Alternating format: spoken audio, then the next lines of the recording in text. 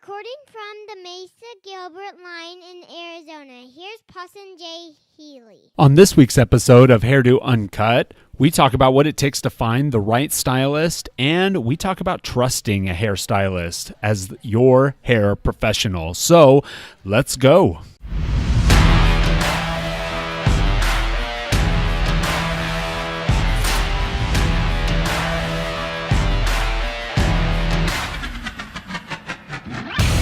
Yes! Thank you, hairdoers, for listening to our show and adding it to your repertoire of podcasts. Ways that you can connect with our podcast: you can always go to our inbox, email the show, hairdouncut@gmail.com. You can always connect with us on Twitter through the hashtag HairdoMesa. We also follow that hashtag on Instagram and on Facebook, so you can definitely go on either of those platforms. But if you'd like to follow us on Twitter, at Hairdo Mesa or at Paulson J. Healy, which is myself. And on Instagram, we are at hair_do_salon, and I am at Paulson J. Healy.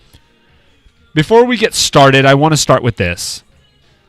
For those who have been in that dreaded dating pool, or maybe you're in that dreaded dating pool, and my heart goes out to you, remember that first date when whether it's not like you're obviously your very, very, very first date, but the first date with a certain person. Maybe it was a blind date. Maybe you knew each other. Maybe similar friends. Do you remember that? The anticipation, the stress around what to wear, how your hair was supposed to be. When you're out on the date, it doesn't matter exactly what you did on the date. You could have just gone for dinner. You could have gone for an activity, a concert, whatever it may be. But you could tell that it was a really, really, really, really good date, or it was a really, really, really, really bad date. And that there was not going to be another one, or that there was going to be another one clearly, right? It was easy to tell, Maybe from like a bad standpoint, maybe the guy talked too much about himself. Maybe she had a tooth-picking habit, right? Gross. Maybe he or she was too handsy and presumptuous, right?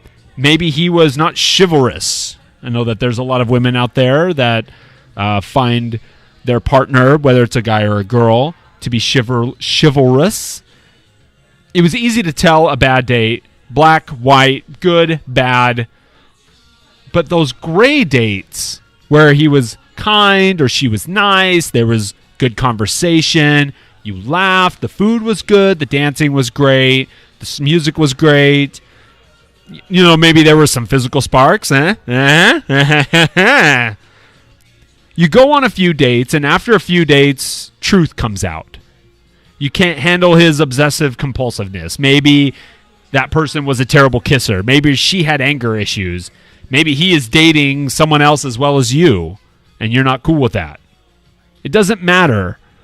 But you had a few good dates, and maybe you found some things that you saw in that person that you did not want in the next person you dated. It's a journey. Just like everything that we do in life, it's just a journey. As much as, as much as we want it to be different, it's just not. And seeing a new stylist is the same thing. As much as we want to eliminate all the previous bad experiences, stylists or partners, doesn't matter, that we quote-unquote wasted time with, but it's impossible. Like I said, it's a journey. I don't care from a dating standpoint what Tinder or Bumble or eHarmony, whatever the single dating service says. Most of us take a few tries to figure out if it's a match or not, because most of us sit in a gray area. We put on a brave face. We want to be nice on that first date. We want to make a positive first impression, and maybe it's not immediate sparks, but it was a good date, and it warranted another date, and maybe even another date. But it's the same thing, like I said, with your stylist. And most stylists, it takes them generally about 3 times to really get to know you and your hair and its tendencies and its nooks and crannies and all that. Now, there are times that it's a slam dunk, so don't get me wrong. There are times when, you go on that date and that person is just amazing. Everything that they did, and it was natural. It wasn't like an unnatural, there wasn't any unnaturalness about it. Like, they were just They were nice. You could tell that it was easy for them to do that. It's part of their character. But it's rare to have that first date be such a high.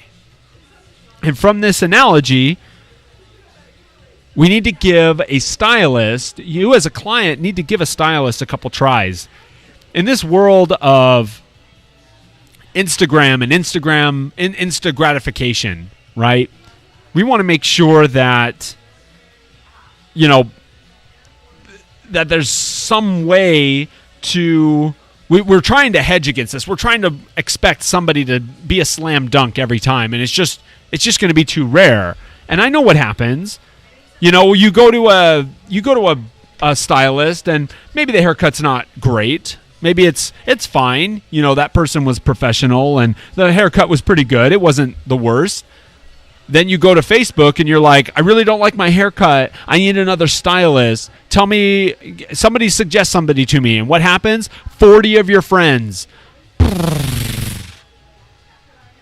All 40 different stylists or whatever, salons.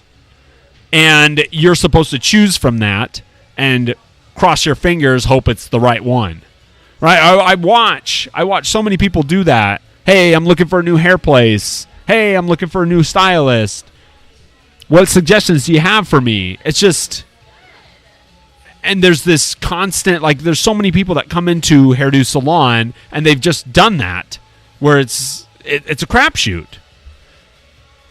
And that can be just super stressful. I don't know why people want to put themselves through that. That would be so stressful for me, just a hop stylist to stylist, not giving anybody a real shot. So we're talking trust today. And this is going to be an interesting topic, and there's going to be different layers that we can maybe go into in other episodes, but the bottom line is that it's really hard that we know that how trust is. It's really hard to attain it, but it's easily broken. But what if we changed our mindset around trust? So many people want perfection in order to have trust. Perfection just can't be reached. I don't know what our obsession is about expecting perfection. It doesn't exist in your partner, in business. I've been to restaurants where the food has been awesome every single time, and then one time it's not, and I'm supposed to just throw it all away. No, I would trust them to know that, hey, this is all messed up, and they're going to bring me out a new plate. And that's how trust is built. I know that they're going to take care of me if there is a mistake made. We just don't even know. You don't know when you come in to see a stylist, if it just happens to be a bad day or an off day, or maybe her scissors hadn't been sharpened in enough time. But what if you came in a couple, the next time you got your hair done and it was an awesome haircut? So while it is the stylist's job to do their best, put their best foot forward, nobody is perfect. I've never seen a perfect hundreds and hundreds of reviews and they're all 5 stars. It just doesn't happen. So we need to change our mindset on the trust factor. And if you think about how much we actually trust, it's kind of incredible. We trust that the food at a restaurant is fresh if they say it is, right? And no one did anything gross to it. We're eating food, they say it's fresh, and nobody messed with it. We trust that the food, like I said, we trust that the food is fresh, that the meat is sourced the way that they said, the veggies are clean, and that they say that it's real meat, right? Well, think about candy. All those individual little pieces, they came on a board. A factory, they're on a belt. We're assuming that it is clean every single time, and that goes for anything prepackaged. I mean, what just came out recently? It was an E. coli spreading from romaine lettuce that just affected a ton of people. We trust everybody to be doing the right thing. And the hardest one for me, we trust dentists, poking and prodding our teeth. The hardest one for me is cars. right? I don't know everything about cars. It's impossible. I mean, for me, because I don't work on cars for a living, obviously, but I have to trust that car guy is doing what's best for me, and what is in my best interest, and that they're not trying to sell me stuff that I don't need or fixing stuff that's not really broken. We've seen the news stories on that. But it's hard to trust. But it's so freeing when we do. Like when we find that dentist, when we find that restaurant or that person or that stylist or that salon. And I found an article. Her name, it was in the Huffington Post. This is back in December. Let me check this here. December of 2017. And she talks about how she was such a nitpicky person when it came to her stylist. She would always sit down with the hairstylist, tell her all the cowlicks and all the layers where they wanted them and all the issues that she had with her hair, and was basically telling them how to do the haircut and not letting them do their job and recommend things for her and give her suggestions as the professional. And she just decided, you know what? She got a referral from a friend, and she went to the stylist, and she said, just going to let go. I'm just going to let go. Hey, this is kind of the length that I want it at, but I want you to just do it. So she did. And the article is really interesting. I will put the link to the article in the description so you guys can check it out. But it's really, really interesting, and it's a big difference in her hair. You can tell with her confidence. And I need to give her the credit. Again, this is a tough name, but her name is Anya Stresmian. I'm pretty sure that's how it's pronounced. I got to tag her on Twitter, and hopefully she doesn't butcher me for killing that. But a couple of the lines that she said in this article: if we're telling hairstylists how to cut our hair, then what are we paying for? The non-rhetorical answer is that we are paying for stylist expertise, and in exchange for their expertise, we give them our trust, which is so true.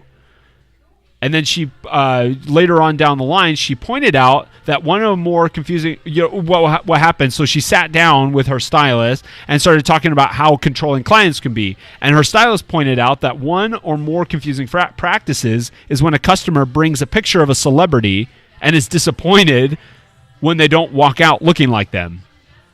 You can't, and she says, you can't superimpose your face on that celebrity's body. We have different head shapes, hair textures, the absence of a 24/7 hair and makeup team, a publicist, stylist, driver, pool boy, and so many other things. You can add bloggers onto that. We have a lot of people coming in who see somebody, a famous blogger on Instagram, and they want that exact hair, but they're not the same hair type. And that's what professionals can flush out. And so it's hard for people and clients. You need to understand when your stylist tells you it's not going to work out the same. You can't get mad at them. They're doing what's best for you in that situation.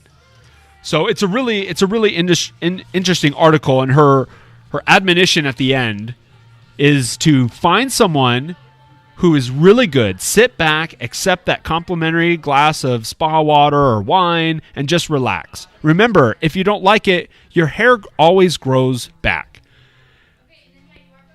Now, trust can be something.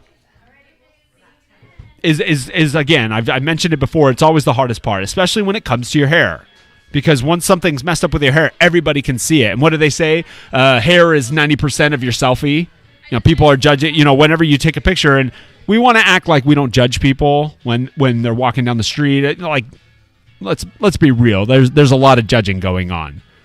So, and we want to feel our best. We want to feel confident. We want to feel strong and beautiful or handsome or whatever the case may be. And it really starts with your hair. I mean, I don't even get my hair done and I feel better when I've shaved it all as opposed to letting it grow. To each his own. Some people, some guys don't feel the same way, but that's okay. So what we're going to do is I'm going to go through a few things that to avoid any pitfalls. So you need to do research. To be able to find a stylist that you can trust, you need to do research. We are in 2018. If you are not picking up, using your phone, if you're not looking online, like you're making it harder for yourself. And if they don't have a presence, then that's going to be a red flag. And we'll go into some red flags later. But here's some first things. So research. Find Instagram, Facebook, YouTube, Google, Snapchat, Vero. Go to the Salon website or their personal website if they're just a renter or a hairstylist. Call in ahead of time to see what level professionalism they portray. 2, manage your expectations. If you're showing pictures like that was said in the article, if you're showing pictures of an actress or a famous blogger and you don't look like that person, trust the stylist when they recommend a different route for your hair, whether that's the cut or the color, or if your color's not going to be able to match up with theirs, whatever the case may be. Remember, their livelihood is based on people coming back to them over and over and over. Most stylists will do their best job. The ones I've always met, stylists that do their best job. I don't know very many that just don't do their best, don't put their best effort forward. Listen to their recommendations on hair upkeep. And I want you to know, if you say, I feel like my hair's flat, but you won't blow dry your hair and you won't put a product in, your hair's going to be flat. So listen to the recommendations like that. They will take care of it. They will help you with that. You're not going to wake up with fabulous hair. It takes effort. So you need to accept that right off the bat. Read reviews. Look, nobody is perfect. And when I say look at reviews, like I've seen salons where a lot of people go to them and they just have terrible review after terrible review, but because they're super famous or they've got a ton of followers on Instagram, they still go to them and then they're like, that was a terrible experience. Believe the reviews. There's going to be bad reviews. I know Hairdo's got a couple, but we've got more positive than we do negative. And we've made mistakes. And when we've made those mistakes, we've righted those mistakes. We have gone back. We have done everything that we can to give them a great experience and provide great customer service. All right, so here's a few red flags to look for. Number 1, if there's no online presence. Now, they don't need to be on all the platforms putting out a bunch of content. Like that's not something that you really need to focus on. But if they put all their effort into Instagram, go to their Instagram, find them, go through it. It's 2018. If a stylist isn't online or a salon isn't online, they just need to get out. If they take more than 1 day to respond. So if you call, leave a message or text, if they take more than 1 day, I just would not. I would not trust that. I feel like that's super unprofessional. A poor consultation, or if they don't consult at all, that's going to be that. It just shows a low level of professionalism.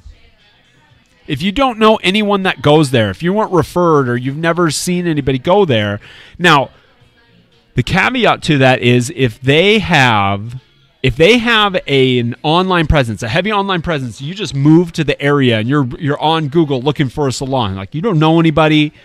If they have a strong online presence, they get a lot of reviews, then you can feel comfortable going. But if it's you don't know anybody that goes there and they just happen to be the salon that's closest to you and there's no reviews, don't go there. that would be terrible. That's a recipe for disaster. If it feels weird, it's probably weird. Go with your gut. We have had many clients say they walked into another place and they knew it wasn't going to go well, and it did not. Then we are fixing the hair issues. Look, stylists need to continue educating. And, there's some that I know who work from home who are fantastic. They pay for the education. They work on themselves. They run themselves like a business. And that totally works out. but the majority don't. They haven't done education in years. They just do the same thing, and they're not up with what's happening and how formulas have changed in colors and stuff like that. So just know that if you go into a salon and it feels uncomfortable, like, it's probably not going to work out very well for you. If they're not upfront with how much they're going to charge, too often I hear salons and stylists not talk about money, then charge whatever. It's a terrible feeling to leave with clients, and again, shows to leave clients with this like bill that they had no idea that they were going to be charged. And as a client, why are you accepting that? You're sitting there stressing out the whole time while they're coloring your hair, like, how much are they going to charge me? How much are they going to charge me? How much are they going to charge me? But it's a terrible feeling, and it shows amateurism instead of professionalism. So if they're not telling you at least a rounded quote or a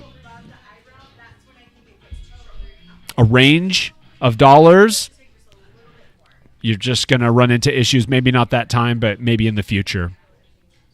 If the haircut is super cheap, yep, cheap haircuts are not great ones. I don't care what anybody thinks. If you're paying $16 for a haircut and you're not happy with it, that's a you problem, a big you problem. You need to be able to let the stylist. There's so many people that have come into Hairdo, our salon. Not so many, but there's a handful that have come in who try to tell us they don't want the style part. Well, the blow dry part, that's when our stylists go in and do a lot of work on the hair. If you just go wet, like, you're not getting the full experience and you're not getting the full haircut. And so you're shortchanging it. So, and when they try to do that, they're like, oh, it's okay, I can leave wet or I can leave dry. Well, you know what? You've been out all day. You've got some hair product in your hair, and you're not getting the full haircut. So if you're trying to spend no money on your haircut, it's going to show, and people can tell. One of the harder red flags to discern is if the stylist is doing things in your best interest, if they are doing things for their best interest or yours. I have heard of stylists ignoring what a client was wanting and how they were explaining it because they didn't like the look. And the stylist did what they wanted and the client didn't like it because that's not what they asked for. A great stylist has a preference, has a technique, but can change it up when the client asks for something specific. And they can make that change and be adaptable. Now, here's one. If they over curl your hair. Now, getting a curl after a haircut, that's cool because it's super pretty. Stylists do a fantastic job of curling their hair, and it's just something that, looks awesome. But if they over curl your hair and 2 days later, we've had people come to salons where they were like, or they come to us and they're like, I thought the hair was beautiful, and then I went and shampooed my hair, and it was a terrible haircut. I could see all the unevenness. So if they're overdoing it, and then they shampoo the hair, and you go home and shampoo your hair or wash your hair or whatever, and it looks terrible, like they just over curled it. They masked that they're not a very good cutter. Now, I realize bringing up red flags, some of you may be nodding your heads, and maybe you've had experiences that have ruined your view on stylists. For me, I have a chip on my shoulder every time I go into a mechanic, if I have to go to a new mechanic, because I've been burned so many times, and nothing has ever been explained. So I understand as a consumer and as a salon manager, I totally understand what people are going through. If you do your research, you will find a safe place to be with a stylist, and not only will they knock out your hair, but you will have a great confidant and hair therapist. Or a salon, the stylist. Like there's a lot of salons that do an awesome job of educating multiple like making sure that stylists are educated constantly and not somebody comes in to do the education, they watch the person, and they're supposed to remember everything. No, there are salons out there that really train their stylists multiple times throughout a year, so it can be a place where you can try multiple stylists, and you can feel comfortable knowing that they've got that sort of education. You know, I have met way too many stylists that care about their client's hair, even if their hair is not in the chair. So you come in, that person cares what you are going through when you go home. With your struggles, if you struggle with volume, if you struggle with thickness, your hair falling out, whatever you struggle with, it's just, stylists want to help you. And, you know, I mentioned in the last, I believe it was in the last podcast episode, hair products is a billion-dollar industry, multi-billion-dollar industry. You all are buying hair products. Listen to your professional hairstylist, wherever it may be. If they're suggesting something for you based on what you want to achieve when they're not around, listen to them and buy that product, buy that brand that they do. That they have in the salon, that they trust, that they get educated on. And they'll show you, a good hairstylist will show you how to do that. Now, you hairstylists, don't break that trust by mailing it in on an appointment and taking clients for granted. Solve their hair problems. Educate yourself. Make yourself visible online and communicate clearly with them. Add value to your services and work to be better every day. If you are a stylist that is already doing that, man, hey, keep that up. But trust is something hard, and it's something that you need to, if you have a chip on your shoulder about a hairstylist, or you do not respect the skill that it takes to have a great haircut, or you can't tell, you just need to kind of trust. You just kind of got to trust. It's something that we all need to go through from multiple standpoints. And I just know, like, if you guys do these things, if you go around and you really do research, you will find a fantastic stylist. And I hope you guys all have a wonderful day. I really, really do appreciate it. Again, if you'd like to email the show, if you want clarification from this episode, or if you've had trust issues with a hairstylist, or if you had trust issues and then you found a stylist, tell me about how that happened. What did the stylist do? I'd love to share that on the show, how that stylist overcame that struggle, that trust issue with you. That would be awesome. So the email again is hairdouncut@gmail.com. The Twitter, you can always use the hashtag on Twitter, Instagram, Facebook, #HairDoMesa. Find us on Instagram at Hairdo Salon. That's hair_do salon. And on Twitter is at Hairdo Mesa. And then on both Twitter and Instagram, I am at Paulson J. Healy. I would love to hear from you. I'd love to interact with you.